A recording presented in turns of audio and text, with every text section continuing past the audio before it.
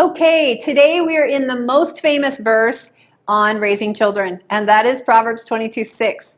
Train up a child in the way he should go, and when he is old, he will not depart from it. Many a parent is holding on to that verse right now saying, I raised my child in the right way. God, you promised that he'll not depart. And that's a promise. You can hold on to that. But you know what? There's two important things that we need to look at from that verse. So first we need to see that there's an understood word that comes in front of train, and that is you. You have to train up your child. You can't count on, the teacher at school or the Sunday school teacher. It is your job to train the child God gave you. So let's look at the two things. First is train. It does not say scold a child or lecture a child in the way it should go. It says train. So train, what does that look like? It looks like teaching a specific skill or behavior through practice or instruction over and over and over again. Okay, those of you who have tried to potty train your child, get them to stop wearing diapers, it doesn't happen in one day, right? It's a process. We have to keep training them. And it's kind of like a coach. So a coach would be the person who already knows the skill and they can show by example.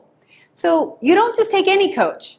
So even though Sachin and Dhoni are amazing cricket players, you would not have them come and coach your child on how to play tennis. So if you're wanting this kind of a result, you have to have this kind of a model. All right? So what is the end goal for our children? We have to model that. So that brings me to the second part. Train up a child in the way. So in the way, what does that talk about? It's talking about salvation, but it's not only salvation, it's also the Bible, how to pray, teaching them to be a soul winner, how to worship, how to hear God's voice and obey Him. So these are all things that we have to lead by example. And I'm going to tell you that if we don't teach them Bollywood, Hollywood, sports heroes, their friends, they will. They will. Whoever our children spend time with, that's who they're going to be like.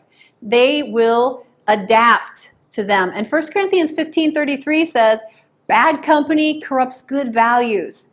So even if our children started off good, if we are not molding them, guiding them, coaching them, they're going to look for someone who will, and they're going to follow them. Okay, out of all of this, we need to realize that it is our place to mold them, shape them, and bring them into that path. All of that requires time. It all requires time. You cannot buy your children's becoming in a certain way. Giving them great gifts, blessing them, nothing wrong with that. But you cannot substitute that for investing time. You have to be willing to invest yourself.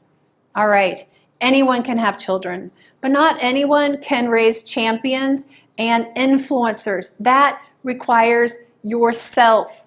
They are your legacy. They are carrying on your name. That's going to be for good or that's going to be for bad.